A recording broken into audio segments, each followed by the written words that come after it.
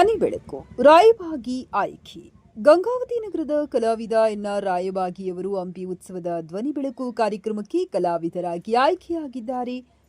ಈ ಬಾರಿ ಧ್ವನಿ ಬೆಳಕಿನಲ್ಲಿ ವಿಜಯನಗರ ವೈಭವ ಪ್ರದರ್ಶನಗೊಳ್ಳಲಿದ್ದು, ಇವರು ವಿವಿಧ ಪಾತ್ರಗಳಲ್ಲಿ ರಂಜಿಸಲಿದ್ದಾರೆ. ಇವರು 18ನೇ ಬಾರಿ ಧ್ವನಿ ಬೆಳಕಿಗೆ ಆಯ್ಕೆಗೊಂಡಿದ್ದು, ಎ ಗ್ರೇಡ್ ಕಲಾವಿದರಾಗಿ ಗುರುತಿಸಿಕೊಂಡಿದ್ದಾರೆ. ಈ ಮೊದಲು ಶ್ರೀಕೃಷ್ಣದೇವರಾಯ, ಕರ್ನಾಟಕ ವೈಭವ ಮತ್ತು ವಿಜಯನಗರ ವೈಭವ ಪ್ರದರ್ಶನಗಳಲ್ಲಿ ವಿವಿಧ ಪಾತ್ರಗಳಲ್ಲಿ ಕಾಣಿಸಿಕೊಂಡಿದ್ದರು.